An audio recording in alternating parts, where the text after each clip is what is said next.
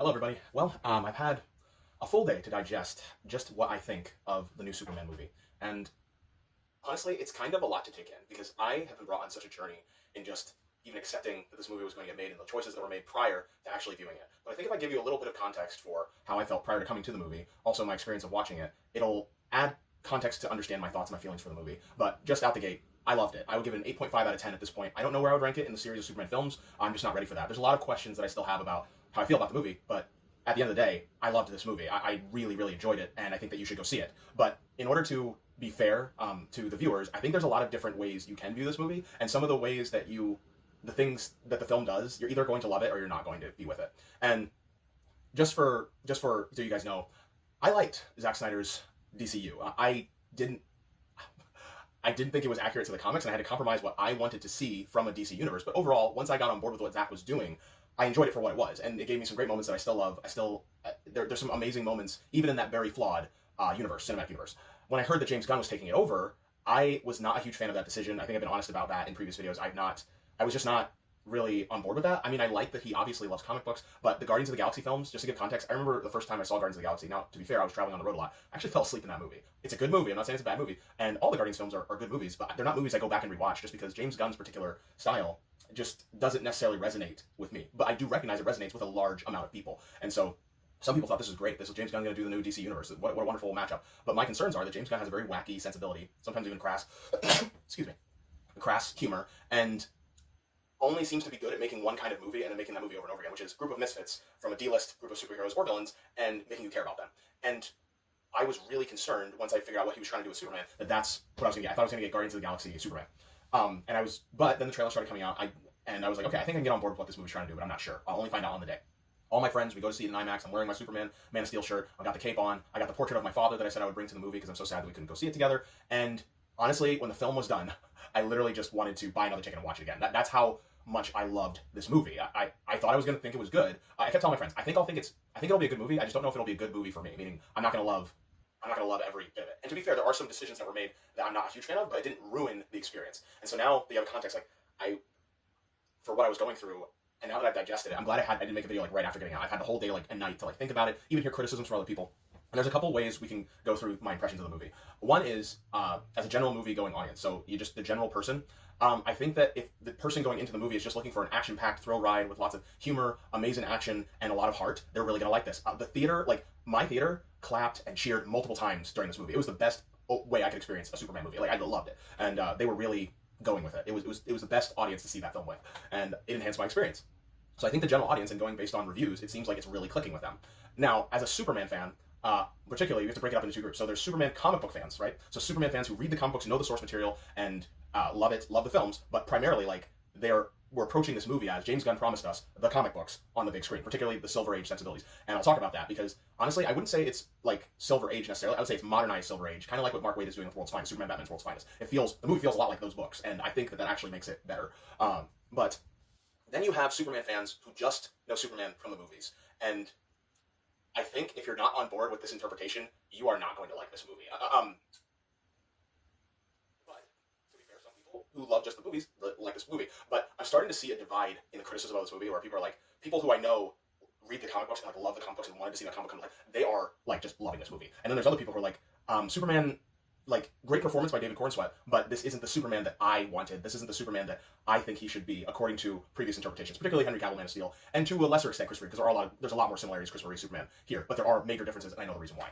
And then there's, of course, the Snyder fans who die-hard Snyder fans who already made their minds up they hate this movie. There was also criticism the movie's woke. It's not it's not woke at all, which was a refreshing thing. And I think that's one of the reasons why it's so popular with general audiences. Obviously there are political implications in the movie, but every Superman film has done that pretty much to an extent. But this was so refreshing. I couldn't find wokeness in this at all. Everything was true to the comic books, and Superman comes out as the true hero, as he should have been and always should be. Now, how do I break this down? I'll break this down just probably going through character and story. So first of all, your main concern might be, what about Superman? Well, I really liked this Superman. This does feel like the Superman from the comics, but slightly different. I know that James Gunn, I think if he's really honest with himself, isn't the biggest fan of Superman, but he respects who Superman, what he represents. But James Gunn obviously loves those D-list or C-list characters that he can have fun with.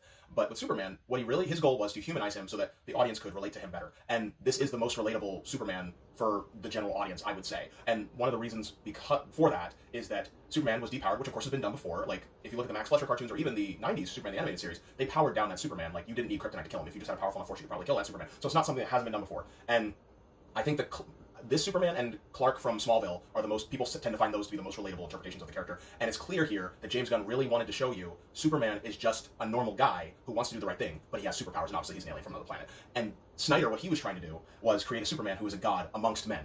But this movie completely pivots in the opposite direction, and I think a lot of audience goers are going to really connect with that and find Superman to be more interesting. He's still big blue Boy Scout, still full of wide-eyed wonder, innocence, and from Lois's perspective, even a little naivete. The clips that I was concerned about, I was like, is Superman going to be a screaming man-child? I did not get that impression when you see those scenes in context. Now, here's the biggest change, though, because Superman, the action was absolutely excellent. I actually think that the action in this is better than Zack Snyder's. I'm not lying. Like, I think it's better. I just think it was handled way better than that. It's close. I'll say it's really close, but I thought the action here was handled better than some of Zack Snyder's. Zack Snyder knows how to film action scenes. Those are ridiculous, but like, I actually think I like how the action was handled in this movie better. But my point is, the biggest difference is, when you bring Superman to make him so relatable, you tend to lose his authority. See, the thing is that Superman traditionally is the grown-up in the room, the voice of reason, and he's the person everyone else looks up to because he is the gold standard. And he's also basically the dad of the Justice League, or America's dad. Like that he has very big dad energy, for lack of a better term. And they kind of took that away from him here, and I was okay with that because it's a more inexperienced Superman, and I think it works. But I hope by the end of the cinematic universe, we get the regal Superman that we're more used to. And I think that's the biggest problem people have with this Superman. Like, everybody's praising David Cornsweet's performance, but the thing that they're not so keen on is that Superman doesn't really seem like he gets the respect or the honor or the regal attitude that he's traditionally seen as in the Reeve films, even in Snyder's films. That's gone. And I think that was intentional, not just because of James Gunn's sensibilities, which both help and hurt this movie, if I'm being honest, but he really wanted you to feel like you could really relate to Superman. And so it just seems like he's a friend, but he's not this larger-than-life character in terms of his personality, which Reeve, like, when you watch that interview with him and Lois in the original Reeve film, there's this class and regalness to him where it's like, you could give Superman a hug, but you also understood that he was the authority in the room. Whereas with this Superman, he seems like a really, really good neighbor that you know, who you love because he's always doing the right thing, he'll take care of you, and Superman's cherish of all life. There were some lines here, and by the way, spoilers, he literally saves a squirrel from being squashed by a monster like that. And what I loved was, there were so many moments in the movie, I saw it with my wife as well, I turned to her, I'm like, that's Superman, or like, that's what Superman would do, or that's exactly what Superman would say. He feels like the majority of this he's ripped right out of the comic book, and I love that. And I've been reading the Silver Age Omnibus comic book, trying to read like an issue a day before, almost every day, trying to get ready for this movie. But I actually think that this Superman is closer to Mark Waid's World's Finest, which is a more modernized version of the Silver Age, which he loves. And I think that that's the best way to see this film and to view Superman that way. In terms of Lois, great cat, perfect cat. This is the best live-action Lois, in my opinion. It was absolutely brilliant. This is the best Lex Luthor I've ever seen on screen, period. I keep saying this, but it really feels like they were ripped right out of the comic book. And Lex, the more, as you know, Lex likes to be in control, but the more Superman begins to gain ground, the more he starts to lose it and start to unleash the beast that Lex really is. And it was just so much fun watching Nicholas Hoult play this character. Like, I actually think he did better than Michael Rosenbaum. Maybe Michael Rosenbaum does it slightly better, but it's really close. Like, he was the highlight of this movie for me. I was like, that I need more Lex. I was like, dude, every other Lex before, I'm like, do you even Lex? The Justice Gang, my biggest concern is that I was like, okay, are they going to take away from Superman in this movie? And I don't think they do. I think that they are exactly what they should be, supporting characters, not glorified cameos, and they do add something to who Superman is because they're his friends, and we get to see a contrast between who they are and who Superman is. And I thought that worked excellently. Guy Gardner ripped right out of the comic book. Nathan Fillion knocks it out of the park. I have never cared about Mr. Terrific. I was like, wow, I'm tempted to buy a Mr. Terrific comic book after watching it. I still like Guy Gardner more than Mr. Terrific, but he was the standout out of the three. Hawkgirl didn't have a lot to do, and I think that just goes to the fact that there just isn't enough time in this movie. I think the movie could have benefited from having 10 or 15 more minutes, but it's the perfect time. In fact, one of the things I overheard both my wife and my friend's wife say is, I feel like the movie ended exactly where it needed to be, or something. They said something along the lines, like it wasn't too long, it wasn't too short, it felt like just the right amount, and I agree with that. Now to the story. I'm going to say this. It, for better or for worse, feels like a comic book, and if you're not on board with that, you're going to have a hard time watching this movie because you literally drop right in the middle of the DC universe. And not just in the middle of the DC universe, you're dropping right in the middle of a Superman story. It literally feels like you're picking up a comic book and you didn't read the first couple issues, but there's text going across the screen to like fill you in and be like, this is what gives you the context of the world. I actually didn't mind that little text scroll. I thought that was helpful. I would have had the text go in space just to keep with the tradition, but this works for what James Gunn wanted to do.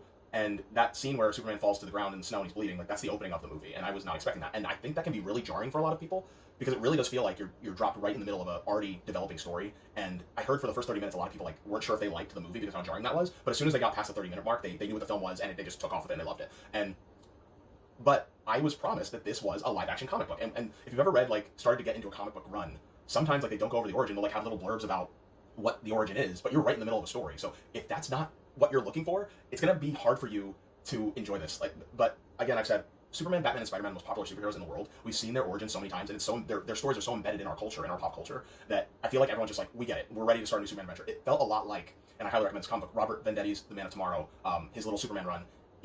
What this movie feels like. It's adventure after adventure after adventure, but there's this overarching through line that ties it all together, and you're either on board for that or you're not, and I was on board for that, and I liked it a lot. But for some people, like, that's not going to work for them.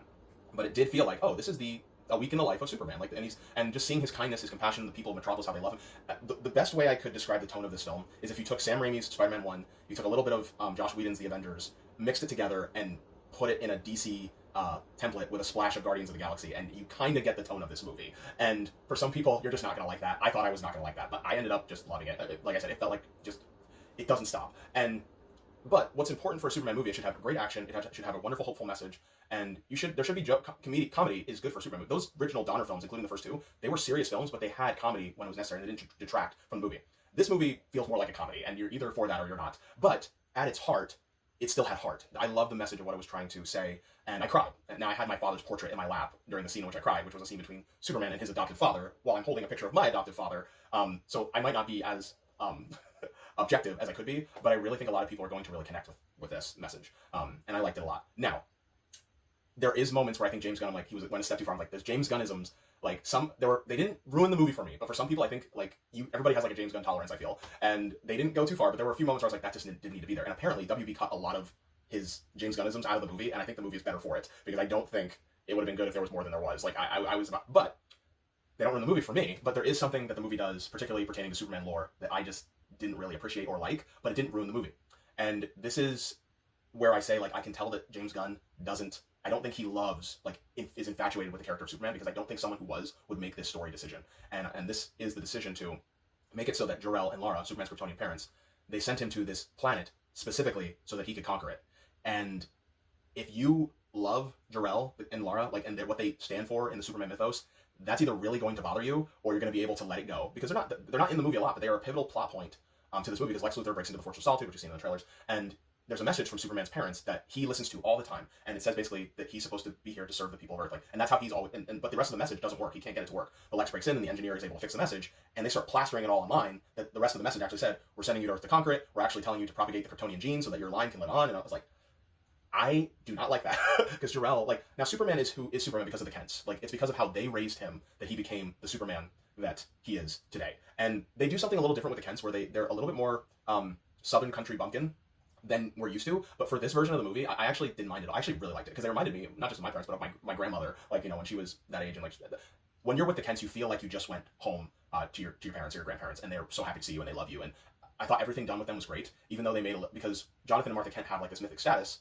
in not just Superman lore, but also I think in the DC mythos. And here they're just ordinary people who raise their son with love and compassion, and I actually kind of like that. Like, they just seem like normal people, and I love that.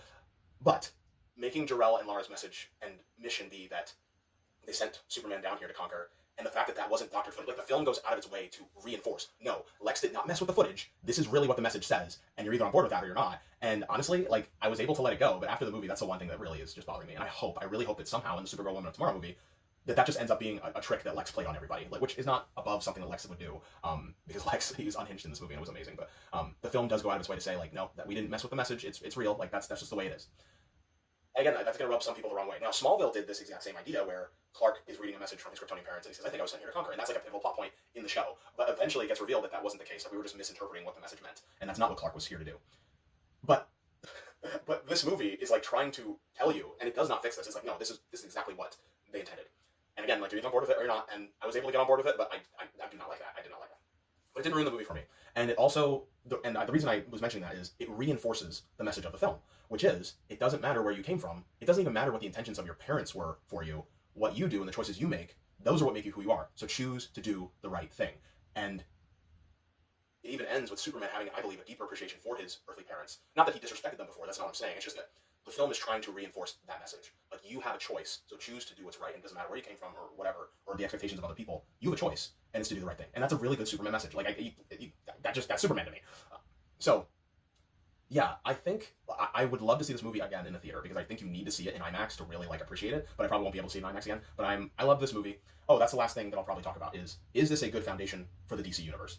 Yes, I do think. And what's great is this did not feel like Iron Man 2. This didn't feel like a establishing universe for sequels movie because Superman was the focus, and that's great. And it feels it was so true what David Cornsweet or James Gunn said. It's more like Star Wars. You're plopping right in the middle of the universe. So Episode 4, A New Hope, you're plopped right in the middle of the conflict, and you just pick up the story beats along the way. And there's all this deep lore that you can discover in comic books or other movies and all that stuff. But it doesn't tell you that because it's telling you the story as it is now. That's exactly what this movie felt like. And I think that was a good choice to make this DC universe less like Marvel and more like Star Wars, where it's like you're plopped right in the middle of the universe. There's lots of lore you can learn, and we're going to show you more and more. And the characters that were introduced, particularly Guy Gardner, and I think he was handled very well, where you get just snippets. It felt, how like in Star Wars, where Luke's like, you fought in the Clone Wars, and Obi-Wan Kenobi's like, oh, I was a Jedi Knight, same as your father, and that's it. They do the same thing with the Green Lantern Corps here, and I was like, oh man, like, you just sparked some little boy's dream to be like, what's the Green Lantern Corps? Like, I want to find out about that. And what's great is we are going to find out about that.